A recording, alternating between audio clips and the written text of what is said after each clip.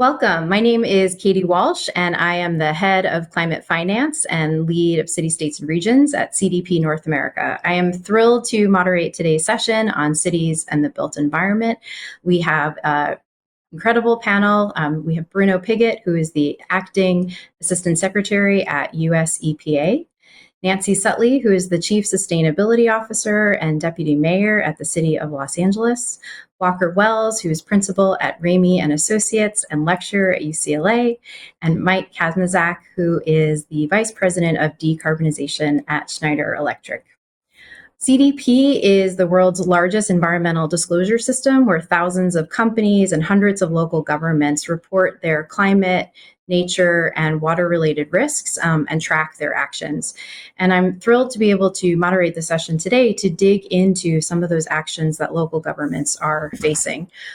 From CDP data from 2023, we saw that 80% of local governments globally report facing climate hazards, and 70% of those are saying that they expect those to only continue and worsen.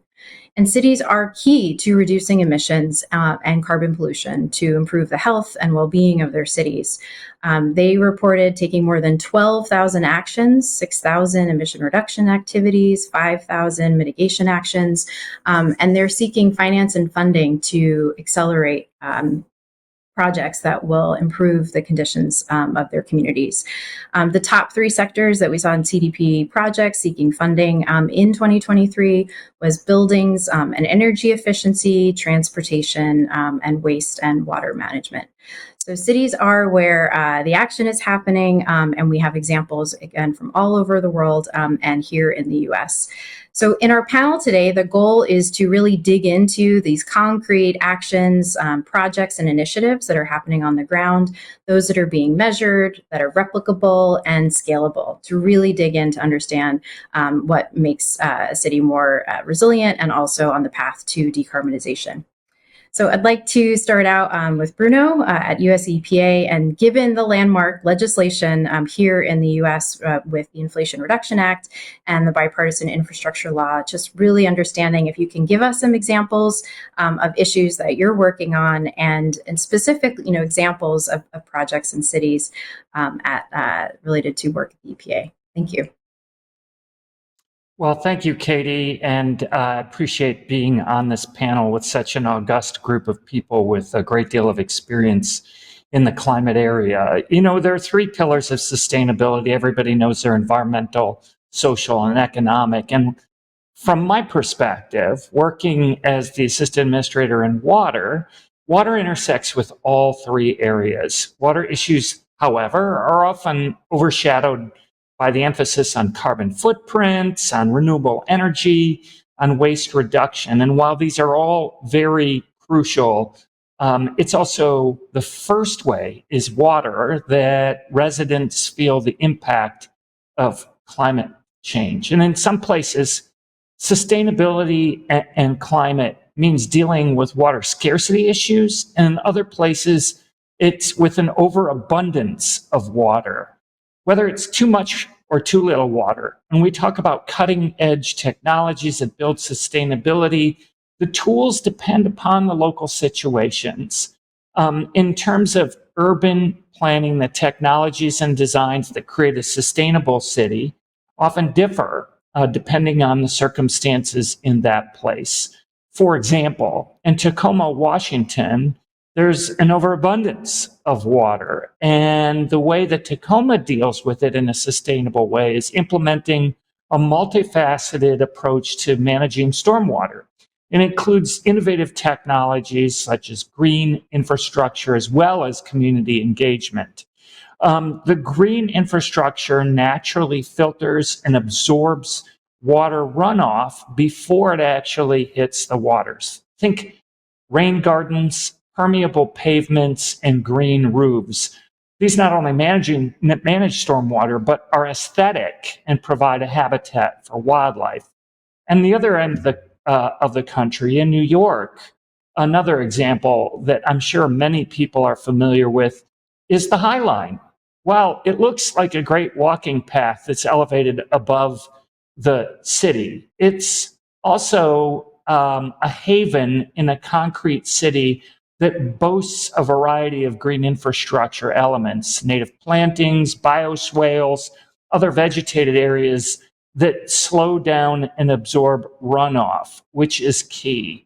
And then in dry locations, I can think of Las Vegas, Nevada as being an example of using sustainable efforts. There, the city, as you probably are well aware, has grown exponentially over time in terms of population. And yet, the consumption of water has stayed relatively constant.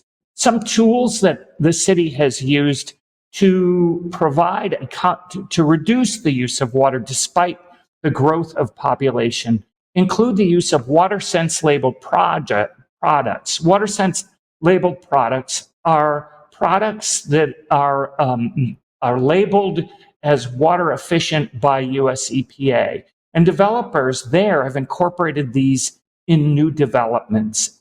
A study that we conducted found that residents in WaterSense labeled homes used an average of just 53,000 gallons of water per year, compared to 97,000 gallons of water per year in conventional new homes, and 141,000 gallons of water per year in existing homes. In addition to that, the city has paid people to take out green lawns. It has used gray water instead of regular water in its many fountains that dot the city. Those are just a few examples of the cutting edge technologies that promote sustainable cities in the water arena. Thanks, Katie. Thank you. And I want to turn to City of Los Angeles, who definitely knows a thing or two, Nancy Setley, of managing water and power, and give you the chance to tell us a little bit about the technologies and strategies that the city is taking, and invite you to start out if you want to talk about water strategies. But I also really did want to hear about the role on mobility and reducing congestion in City of Los Angeles, and some of those actions and policies that you're seeing implemented in real time. Well, thank you. So the city of Los Angeles, second largest city in the United States, certainly one of the world's mega cities, well known for its love of cars and freeways. So as we tackle our goals around climate change, around getting to net zero carbon, we really look at how do we unlock opportunities to both address our greenhouse gas emissions and also our mobility challenges. So Los Angeles is unusual among American cities, but not unique in that we own the electric power company, the Los Angeles Department of Water and Power. And that allows us, I think, to really take control of a lot of the ways that we can reach climate neutrality. So if we look at transportation, the way to get to zero carbon transportation is through electrification, and that means we need to have a zero carbon grid. Similarly with buildings, as we try to get to net zero buildings, we need to have a zero carbon grid. So one key factor is to get to 100% clean energy. Los Angeles has a plan to do that, is implementing that, has been adding renewable energy to its electric portfolio, as well as making significant investments in energy conservation, water conservation, and that will help us to unlock transportation electrification. So the grid will be 100% clean energy by 2035. We're working hard towards that goal, and looking at both mass transit. So LA Metro was just a regional transportation provider, as well as some of the local Los Angeles Department of Transportation are moving towards electric buses, as well as building out light rail and heavy rail system. Looking particularly at the Port of Los Angeles, together with its sister port of Long Beach, is the largest port complex in the U.S., and the emissions associated with goods movement are very significant. There's significant from an air quality perspective, but they're also significant from a greenhouse gas perspective. So really looking at everything in the port, from the ships to the cargo handling equipment, to the trucks that move cargo in and out of the port, to rail. How can we get those to zero emission? So electrify everything you can electrify, and look for other alternatives for the rest. And the residents of Los Angeles have voted a number of times to tax themselves to build out the transit system. So that work is well underway, as well as looking at micromodal transportation, first mile, last mile. So more bike lanes, more encouraging people to walk, more making it easier for people to access transit. So trying to address some of the issues around safety, around providing shade when people are waiting for a bus or a train. Trying to do all of that as we move to a climate neutral city. Thank you. Thank you. And I'd like to continue to build on that, and from water and transportation solutions, and talk about housing and the link between health and housing, and working on climate action. And Walker, I know that you've written on this extensively around building green, affordable housing and different strategies and actions to that end. What are you seeing in different cities, whether it's where you're based in Southern California or the local governments that you work with globally, on the link between achieving decarbonization plans, but then being able to provide affordable housing? Yeah, thanks. Interesting to think about that connection. I think on the green building and affordable housing, it sort of started with these issues of energy efficiency, utility bill savings, improved ventilation, non-toxic materials, some of the standard green building measures. And then I think what we've seen recently, and my co-author, Kim Vermeer, we wrote a book, Blueprint for Green Affordable Housing, have noted is this shift towards decarbonization and electrification, or really the shift from energy efficiency to carbon. And then there can be consequences, because sometimes the singular focus means that you can lose other issues along the way, concerns about quality of life and ecosystems and biodiversity. But, climate and the climate changing does seem to be the primary existential threat to humanity. So that's where the focus goes. And then in a practical sense, with some of the nonprofit housing developers that I work with, it's very much been a discussion about how to electrify. So Nancy said this electrify everything, which is a term I keep stumbling across. Story recently in the LA Times brought up the same topic. And in that regard, a lot of the focus is on the existing building stock and how to electrify those buildings. So, we heard that the grid in Los Angeles will be 100% clean, I think by 2035. In other parts of Southern California, we have a community choice aggregator, Clean Power Alliance, that's able to provide 100% renewable energy for people in the Edison investor-owned utility area. And so in those places, like Santa Monica, like West Hollywood, there's no reason to not be using the electricity because it's clean. So then the challenge is to remove all of the things that are not using electricity. And so this decarbonization effort is something we're quite involved in at Ramey Associates, and working with City of San Jose, Santa Monica, again, West Hollywood, about what they can do with their building codes to, over time, take out the natural gas related appliances and equipment and have people switch over to electricity. It needs to be done quickly and at scale, which is very hard, because every existing building is unique, and there's many sort of peculiarities that you have to deal with. And then back to the affordability question, it also needs to be done in a way that's equitable, that doesn't create unnecessary disruption or is used as an excuse for evictions, or that could have a potential negative outcome for low-income people on their utility bills.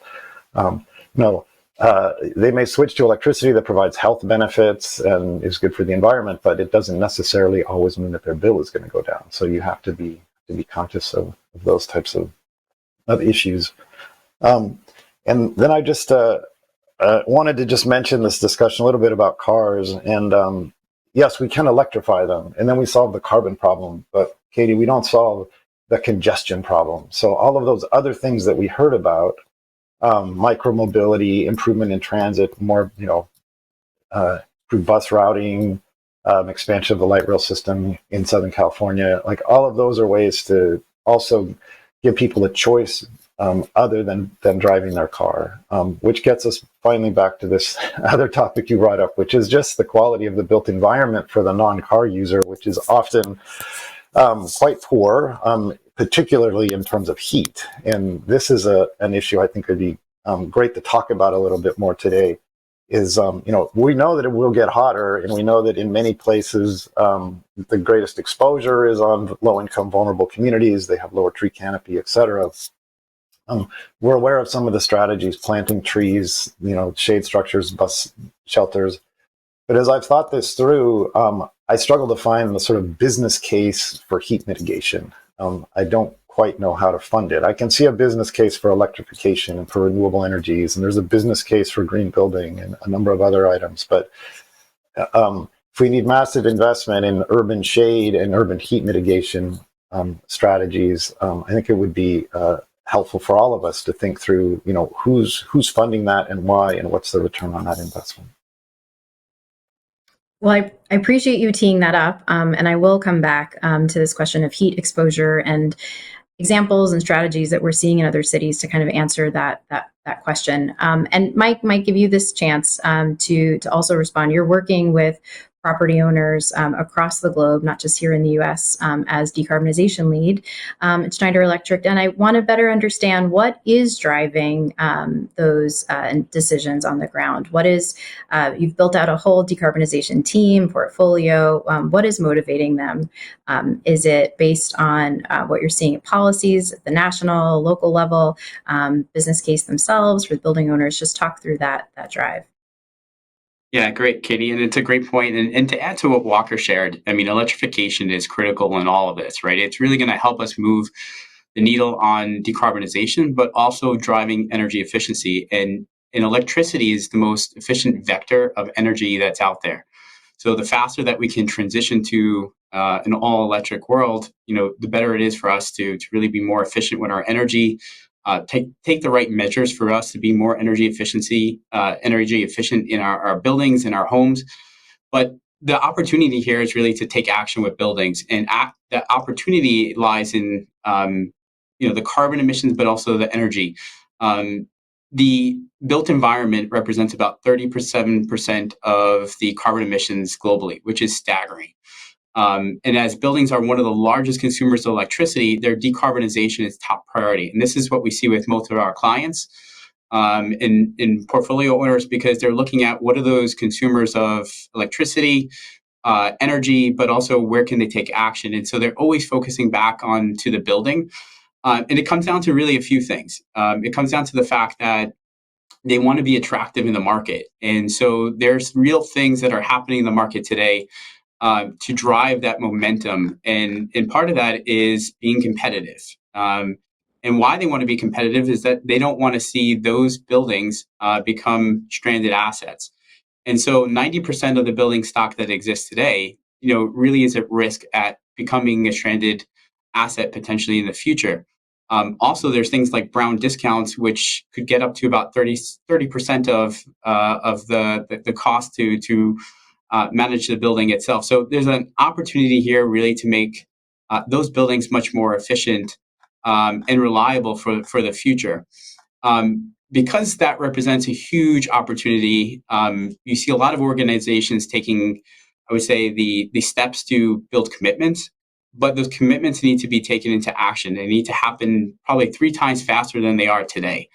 And part of that is the bigger equation around where do we take action? Where do we start? And where do we start to build the strategy, but also take those actions to decarbonize? And when we look at it at Schneider and we see our customers we work with, about 50% of the buildings that will exist in 2050 are already built. So that's huge because that's a potential opportunity to decarbonize, but also that's the date that most organizations are targeting for achieving net zero. So our greatest opportunity is to reduce the buildings related carbon emission lies in the buildings that we have today. And the other great news about this is that there's a lot of technology that already exists to help customers get to that point of reducing the operational emissions while also not increasing their embodied emissions that are tied to new construction.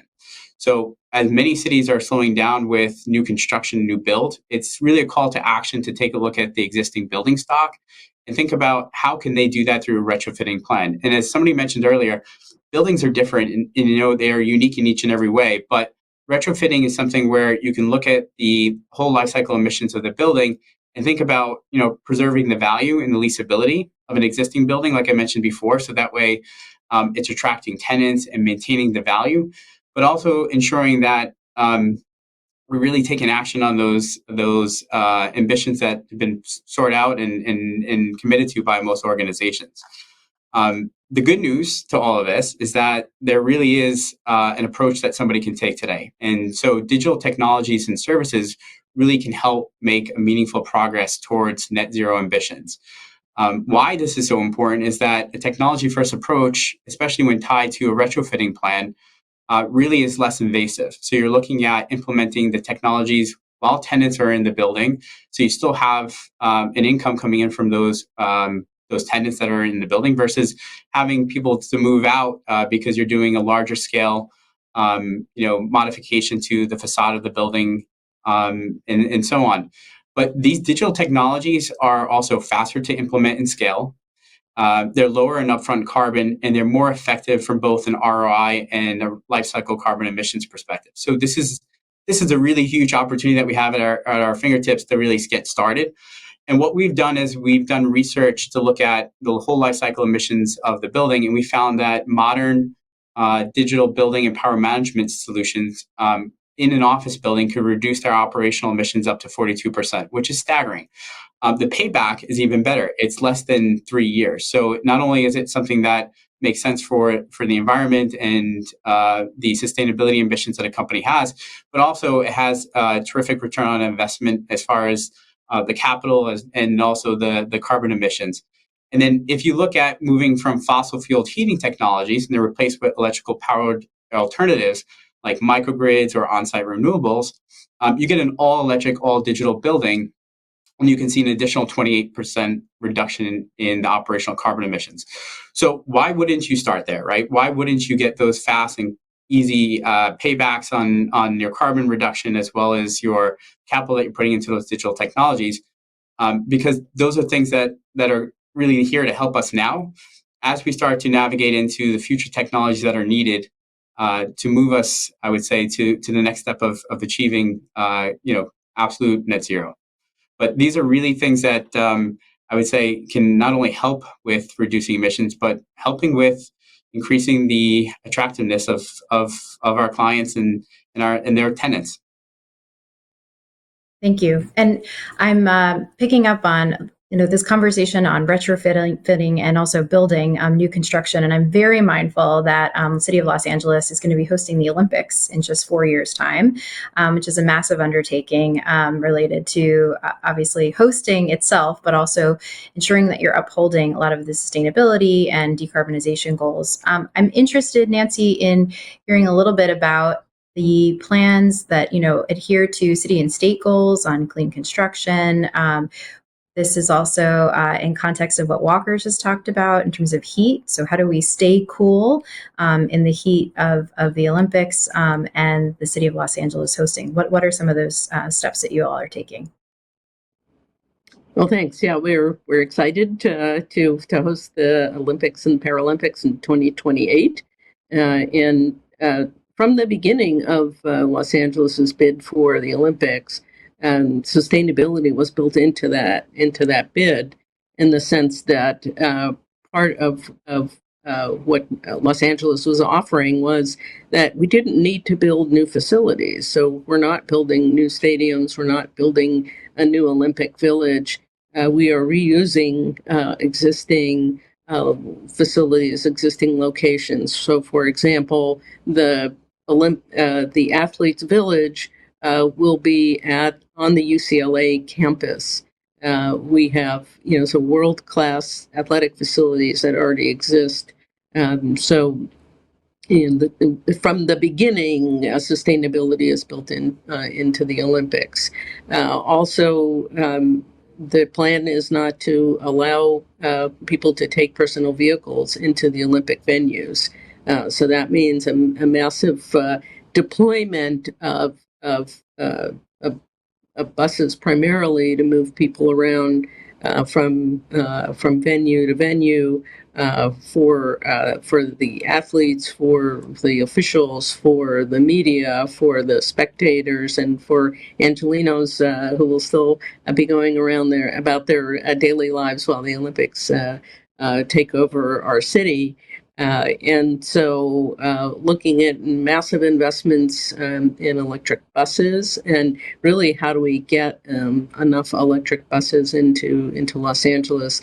And part of the legacy that the Olympics will leave is some of the infrastructure, some of the sustainability infrastructure. So as we look for places to charge buses, electric buses, that will be part of the legacy that the Olympics will leave. So the good news for us is Los Angeles will be our third time hosting the Olympics and the Paralympics, and that the games themselves were designed with sustainability in mind. Thank you. I want to come back to you, Bruno, and talk a little bit. These came up in some of the examples that you were listing from governments that you've been working with, but focus on building decarbonization, sustainability, with a focus on equity, and recognizing, of course, in the Inflation Reduction Act, the commitment of the 40%, ensuring that it goes to low and moderate income households. But do you have some examples that you could provide to us of best practices where there's these goals that are being upheld, but then really working in partnership with communities and understanding what it looks like in practice? Well, thanks, Katie. Most of, as you noted, our sustainable development and our bipartisan infrastructure law build in equity into the distribution of funds across the nation for improvements to our water and wastewater infrastructure. Fully half of the dollars that are allocated for improvements to our water and wastewater infrastructure are devoted to disadvantaged communities as defined by each state, and that the monies go out to ensure that everybody has an opportunity to take advantage of upgrades to their water infrastructure in a way that hasn't happened in the past. It's all too frequent, unfortunately, that smaller or disadvantaged communities just don't have the necessary assistance, whether it's financial or technical or managerial, to apply for the dollars that are available to improve the infrastructure that keeps communities sustainable.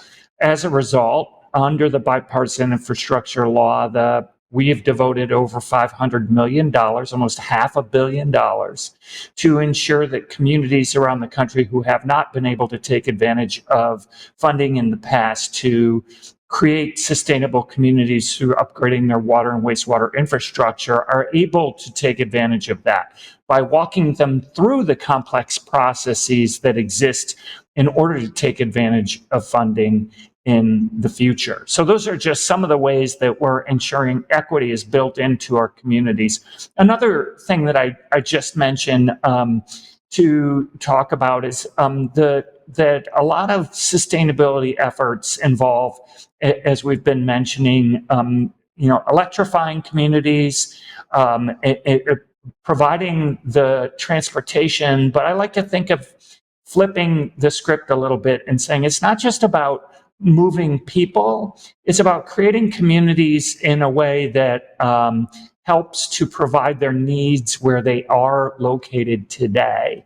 And if you think about it, there are communities around the world, whether it's Paris or Melbourne or Portland, that have engaged in conversations about, for example, the 15-minute city model, which encourages better green space with trees acting as canopies in public spaces, but integrating transportation, urban design, mixed-use development in the places where people are already located so that the needs for transportation are reduced, so that we don't just transport them in new and novel ways, but we create a community that is walkable, that has many of the functions and goods and services in the very neighborhoods where people live today. And as a result of that, it helps to reduce our carbon footprints and provide a more sustainable community. I myself actually am in a community where I can walk to work, bike to work, and do my shopping in my local neighborhood. Those have eliminated my need to drive around the city. In fact, I do not have a car in the city I live in. And that helps not only in terms of the environment, but also cutting the costs in my budget. I don't need to pay for insurance for my car, fill up my car with gasoline, or even charge a vehicle. I think those kinds of efforts to build a community that is where people are located today helps to ensure a more sustainable community as well. Thank you, Bruno. And that resonates deeply as a New Yorker, but in particular where I live in my community in Southern Brooklyn in Sunset Park, and really that identification of neighborhood and place. And I know that's something, Walker, you've also written extensively on in terms of how change happens and recognize that it's, an individual, neighbors coming together and then recognizing, their ability to identify some local solutions. I want to give you a chance to respond to that, but I also wanted to ask you, Walker, if there is something that is missing from this conversation that will really reshape the playing field in terms of some of the themes that we've talked about today, and in terms of market shift or tool. So I'll put both questions to you. Yeah, well, exciting to hear so many people talking about urban planning. So that's fantastic, Katie and Bruno, and totally agree. Something I've been thinking a little bit is about this Justice 40 and how it can intersect with the 30 by 30, which is that 30% of all land is protected by 2030. So, if you could look at, let's create green space in places that are deficient, often where there's an equity concern. So I'm not sure about that intersectionality, but something there to explore. And then Katie, I forgot the second part of your question. What was the... Yes, of course. Kind of what's that missing? the market. Yes, what's missing? Yes. So the other topic that comes up both, at Ramey Associates and at UCLA is this question of governance, and are we organized to solve these types of problems? So, I think even today we get a little bit of there's a water conversation, an energy conversation, and a building code conversation, and we know that these things need to be done in an integrated way. So it's certainly in my classes, but I think also in the way I approach the work of sustainability with local governments, it is this systems-based approach and really trying to understand the system, so then you can identify the problem and where to intervene. Because otherwise we often are quick to be like, here's the problem, it's heat, plant a tree. We could be like, well, it could also be about the surfaces on the roof and on the ground and patterns and thinking about who's impacted. So, and I think these are something that we will not pay enough attention to. And at the neighborhood scale, to go back to that topic just briefly, it's essential that if you're going to do something at the neighborhood scale, you build some type of governance framework or structure to get things done, because it's relatively easy to get people in a room to talk about something a couple times, but pretty soon you have to be like, are we volunteer? Are we nonprofit? Are we incorporated? Do we have a chair? How often do we meet? And I think you can say, if we want to solve these vexing cross-disciplinary issues at a broader scale, I think we do need to look at how we organize ourselves from a governance standpoint to do that. Thank you. And with the governance, of course, being able to implement the technologies in place. And Mike, you did talk a little bit about what's available to us now, but can you give us a bit of a forecast, crystal ball, what's coming? What are some of those, anticipation around what's the corner in your world in particular, right, in this question of the built environment with technologies that are just beyond our fingertips? Yeah, it's a great point, Katie. Technology will continue to get better and better, and you see that today in new construction. Buildings are built much more efficient with electrification at mind. Some of the most difficult points today are making sure that we can scale those technologies, and so part of the future is really not only innovating and creating new, but thinking about the approach that we take. How do we actually get that beyond one single site and using those awesome use cases as kind of I would say, lighthouse examples, but more so that something that could be implemented across multiple buildings, multiple assets within a portfolio. And so the technology will get much better to do that and to be able to scale across different building types. And a part of that also is what happens with, the grid itself. And I think somebody else shared about that. The grid plays a huge factor here. The grid needs to get smarter. It was never built that way. And buildings become an interaction point with the grid.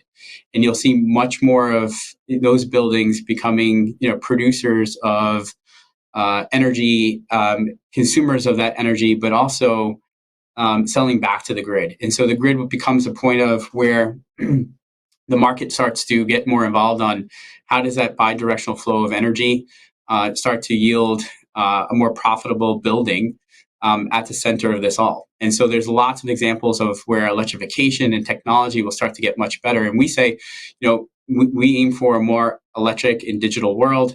And that's really kind of the critical part of this. And as soon as we can start to accelerate in those points, it'll be better for everybody. But to give it, just a really tangible example, outside of the building space, we talked a little bit about, transport. There's a lot of things going on that are beyond just sustainability. And people are leveraging technology just for the fact of being sustainable, but also resilient. And so we see, more and more customers coming to us like Montgomery County, Maryland, where they said they need to strengthen their community's resilience, but also pursue more ambitious sustainability goals. And they looked at their Brookville bus depot and improving, the infrastructure with on-site energy solutions, so like microgrids. But the idea was not only just to be sustainable, it's to be reliable on the power that they're going to produce. And that becomes a part of the public transit, becomes part of the power grid, it becomes part of the infrastructure. It's supporting their police stations, their firefighting stations, and making sure that there's really no outages. And so you see sustainability being kind of the core of everything that's happening, but all these other, I would say, requirements are coming into play as well. And resilience is one of the most important ones. So as we become more, I would say, electric and digital world, we see these things kind of intertwining and how that will play. And we're excited by not only some of these customer examples, but to hear from the group today on what they're doing in their local cities to kind of make the difference and start to really move the needle. And that's exactly the type of customer Schneider works with. Those people that are progressive, but also looking at the business cases that they need to start to develop the right infrastructure for the communities. Thank you. So I'd like to turn to anyone who wants to answer this question, and I'll kind of pose two, which is points of light. If you have examples that you've seen, might be in your backyard or across the country, points of light that are giving you sort of that inspiration, and then, or you can respond to a question related to challenges that still exist, problems that haven't been solved. So you can end with both or either question. And maybe I can start off with Bruno. Points of light. There are so many exciting points of light that we've touched on today. In the water area, I can point to efforts that are being made to create more sustainable cities. Here in Washington, D.C., the District Department of Transportation has a stormwater retrofit program that's being designed to install cost-effective green infrastructure to seamlessly transport stormwater and improve water quality in the Anacostia and Potomac River to benefit district residents. All across the country, there's on the other side of on the West Coast, there's a project that is humorously named the Poop to Power project in Portland that is on its way to maximize the reuse of methane produced at a treatment plant and turn this waste into a valuable resource. The resulting renewable natural gas will be used to replace dirty diesel in commercial vehicles. And we know that there are communities across the nation that are taking advantage of our bipartisan infrastructure law funding that is replacing our diesel school buses that transport our children to schools every day with clean electric vehicles, school buses. And those are just three examples of some points of light in existence. I also want to return to something that Walker said. I think it's vitally important. I just want to emphasize it. He noted that we need to take systems-based approaches. And I want to both second that and also acknowledge the difficulty of doing that. You know, we're siloed all over the place, whether it's our cities where our planning departments are separated from our public parks departments, whether it's the states where our economic development people are separated out from our environmental people, whether it's the federal government where our funding processes are put in specific bins. We need to cross those bridges and create connections in order to create sustainable communities. So I very much appreciate Walker's comments about this. Thank you. Thank you. And I'll just open the floor to Walker, to Nancy, to Mike, if you wanted to share any of those, offer up challenges that still need solving and points of light. And Walker, over to you. Yeah. Well, thanks, Bruno. And I think you said a great thing, which is the bridges. So sometimes there's this narrative of breaking down the silos, but I often feel like we need expertise, but we need to be building the bridges.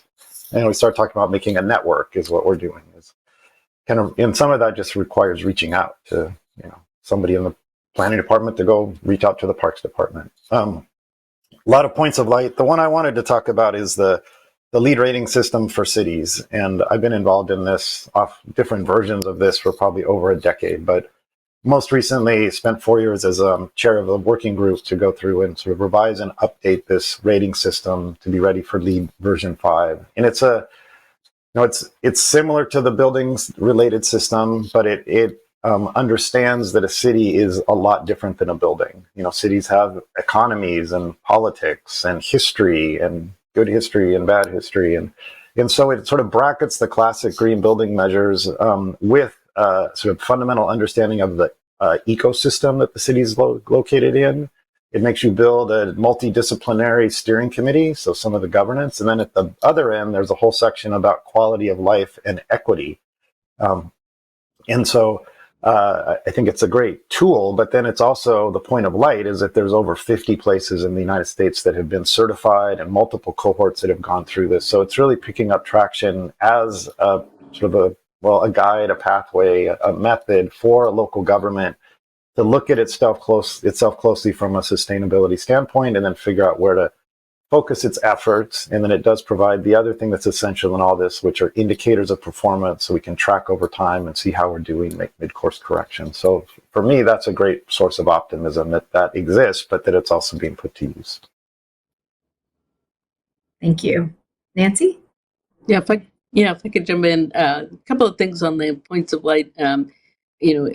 This conversation talking about water, Los Angeles is a water-stressed city. We know we live in an arid climate, and as I think about the challenge with decarbonization, with sustainability, I look at what we've been able to do with respect to water. Los Angeles today uses less water than it did in the 1980s. Even though we've added more than 1 million people to our population. And that's been a combination of changes in behavior, changes in building codes, water conservation measures, and we kind of apply the same focus and set of tools, I think, to decarbonization and sustainability, we can get to our goals. And I think the other inspiration and challenge is around equity, and how do we ensure that as we move to a more sustainable city, that we're not leaving people behind, and also able to address some historical inequities and recognize the historical environmental burden that's been placed on a lot of our communities. And so we have to be intentional about that. We have to recognize that those inequities exist and try to address them, and make sure that we're not leaving anybody behind as we transition to a more sustainable city. Thanks. Thank you, Nancy. Over to you, Mike. Absolutely. So those are great points, and I think the other point of light that we see here is really the private and the public sector coming together. And I think this has really evolved over the last couple of years, where the discussions have really been much more connected, and looking at how do we solve for this together. And I've seen a lot more of those conversations happening, but also really the action behind it. On the private sector, most companies are going from ambition to action. And so they're thinking about really strategically, how are they going to get there? What are the things they need to implement? And essentially, is it realistic on the goals that they've set? And on the public side, you see, the government really working to create the right regulations, the incentives, and a lot of this is local law as well, right? You see local law 97 in New York, you see Berto in Boston, but this is really a change in conversation that's happened in the last, I would say, 5+ years, where these groups are now much more aligned on how to move that forward. And you see that these regulations are really helping to move the private sector as well. And so I see this as a positive, where, in the future, that relationship will get closer and closer. And it'll be one of the ways that we can really start to make the changes that are needed for us to get to net zero by 2050. Thank you. Well, with this incredible panel, I want to thank Bruno and Nancy and Walker and Mike, with all of you working in these different levels of government and private sector. And again, just appreciation to all of you and everyone who tuned in today. Thank you.